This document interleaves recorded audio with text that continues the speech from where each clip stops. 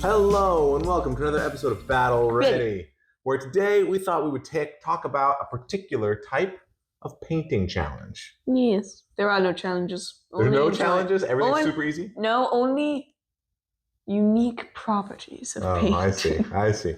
Well, what we thought we would talk about is those big centerpiece models. Yeah. The larger, bigger models. Because they look awesome on the table. They do. Right? They are, I think, super fun to build for the most part. I enjoy the building, but that's super fun. Gordrak was fun. And then the question is, are they harder to paint? Yes. Yes, you think yes? For sure. I think no. What? And we'll talk about that a little bit, because I think a lot of people are intimidated, right? It's one thing to paint a Staba, right? Very easy, black, very quick. Green. There's like 3-4 colors, right? Yeah. It's another thing to paint a Glutos or a Gordrak or a Kragnos or a Nagash. I've painted one of those things. You have painted a Gordrak. So you think it's harder. Why is it harder? Well, I mean, with Gordrak, on his model, you can see it down his wings into his arm, into the big thief's arm, and you can't fit a paintbrush down there. So it's just white, and you have to just get as far as you can. So that's true. Sometimes there are bigger models allow more opportunities for cracks and places where it's harder to get a paintbrush in. But you can always build it in sub-assemblies and then glue it afterwards. I didn't do that. And I can tell you that there are certainly small models, like sometimes people will have a really big shield or something, and they're holding it close to their chest, and that makes it hard to get the paintbrush down there. So I don't think that is a unique property of bigger models, but I do think it probably happens more with bigger models. Okay, so that can be frustrating. What else? It's harder to spot an error when you're in the middle of painting.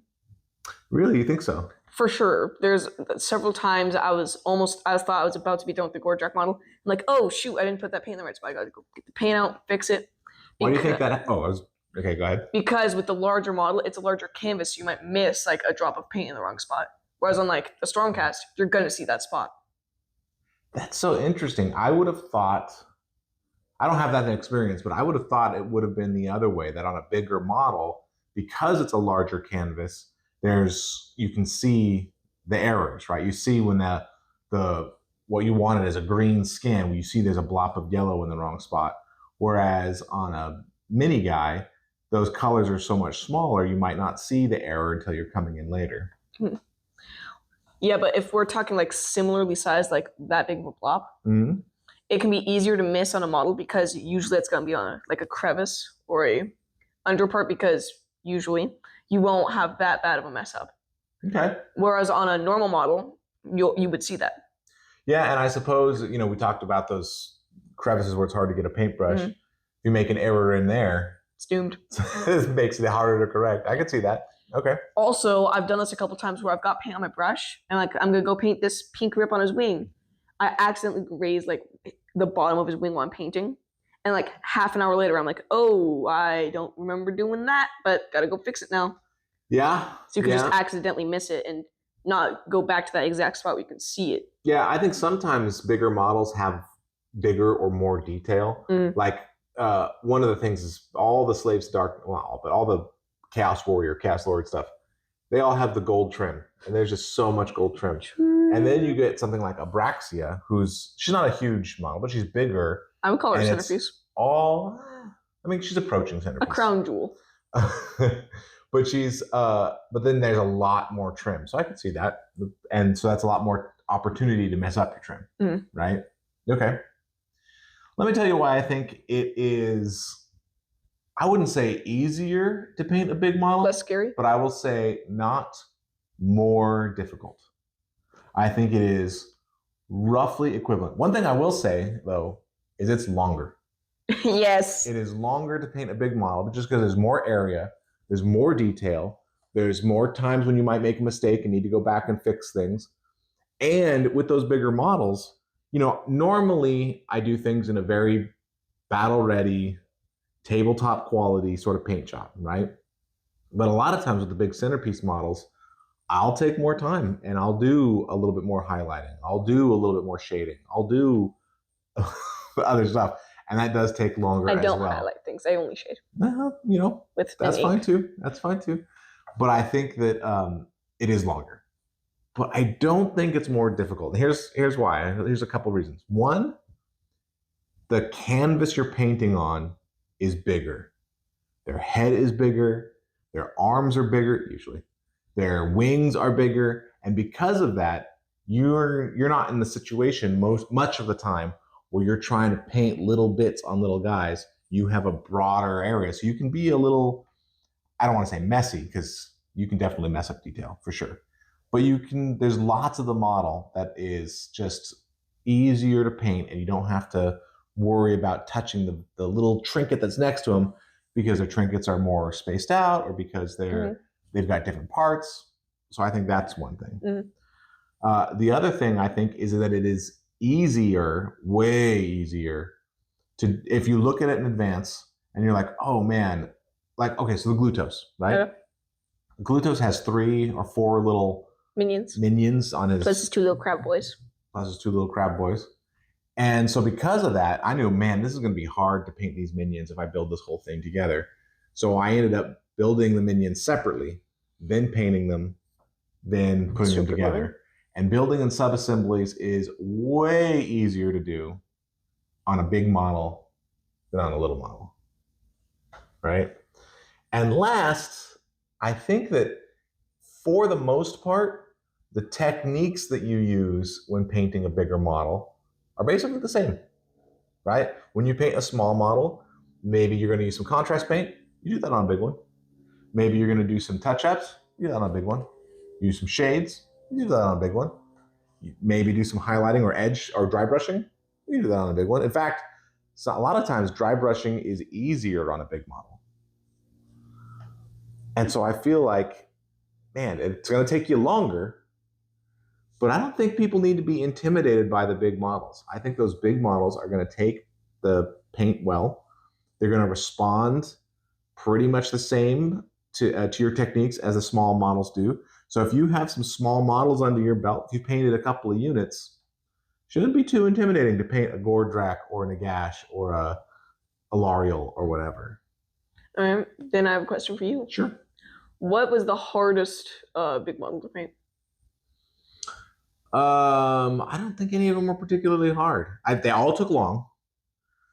The Nagash was sort of a pain because I followed the Games Workshop painting tutorial on how they did it. And there were some, like painting his cloak, where you had to do coat after coat after coat after coat to get this really nice blend. And I got so bored. I got so bored of painting his stupid cloak again. Oh, but this time we're painting slightly less. You know, it was awful. So that one, I just paint the whole thing. But maybe the Glotkin, because I don't like how the skin turned out. So the whole rest of the model, I'm painting it thinking, this doesn't look that good. I don't really like how this looks. So that was bad. But like Kragnos, I won't say I had fun. I don't have fun painting, but it was fine. The closest you've come to was the squigs. I did almost enjoy the squigs. But painting Kragnos is like, was fine, right? It was bigger. There was more to it. Not a big deal. Painting Glutos, there's bigger. There's more to it. Not a big deal. So I think that I don't have a big model that I can look at and say, oh gosh, that was awful. In fact, I don't think I have any models that I can look at and say, this was truly awful to paint. I mean, some were more of a pain than others. Anything with a lot of trim. A lot of those Chaos Warriors. So much trim. The Chosen of the Slaves Darkness. So much trim. They are trim. Their armor is trim. So sometimes, but I don't think there's anything that was too bad, and certainly no big models that I look back on and think, oh, I am so glad I'm done painting those. At least no more than a normal model. Because lots of times I get done painting a unit and I'm like, oh, I'm so glad to paint that unit so I don't have to paint anymore. So yeah, I think I would tell people, if anyone that's intimidated by a big model, that's like, ooh, I really want to get Teclis, or I really want to get Archaon or whatever, but man, the model's so big and I'm scared to paint it and I'm going to mess it up. I don't think you're going to do any worse a job, and you'll probably do a better job than you do on your normal units. Plus, with a lot of the big centerpiece type models, there's lots of guides online. So if you're looking to paint Because they are the a thing. Staba, There's like you 8 might guys. find a couple guides, a couple really old ones, right? But if you're trying to paint the new hotness, right, whatever new thing just came out, there's going to be some guides, and there's going to be some new ones, which means they're going to use contrast paints or speed paints or old acrylic or whatever. But it's going to have lots and lots. It's going to use all the tools available to you. Whereas when you look at those old guides, they didn't have all the Apply tools. discontinued paint number 13 here. Yeah, that happens sometimes. But you just sometimes I'll look at a tutorial for painting, even a big thing, and it'll say use this paint. Like, oh, I don't have that color. Close enough. Well, I'll get one that's close enough. Or, oh, I don't have the Games Workshop version. I'll use the Army Painter version, or vice versa, right? Mm-hmm. So, or the Monument Hobbies, what is it called? Pro Acryl. So I feel like, nobody needs to be intimidated by a big model. The big models are longer, but they're not any more, I don't think they're any more difficult other than, sustaining your attention long enough. Because they take so much longer, you might get to a point where you're like, halfway through, I'm bored. Although that is a risk, I think. Although when I did get Gordrakk, I didn't have many other Iron Jaws getting painted, so it's like that's what I had.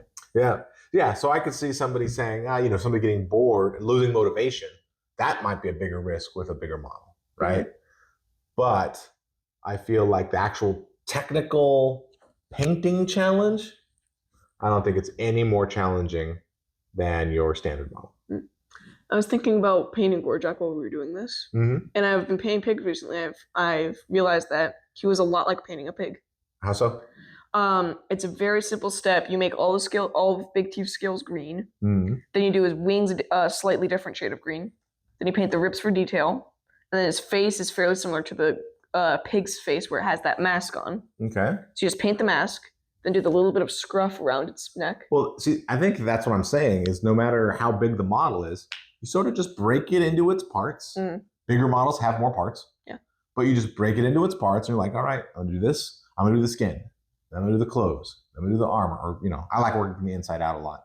But that's just how you do it, right? And I think the big model works the same. Big teeth, like, all right, I'm going to start with the dragon skin. I'm going to do the wings. And I'm going to do the insides.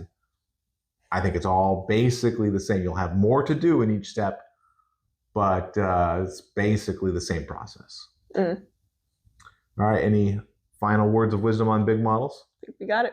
All right. Well, let us know in the comments below. What do you think about big models? Have you painted some big ones? And did you find them to be much more difficult, or do they just take longer? Let us know. This has been another episode of Battle Ready. Right. Thanks so much for watching.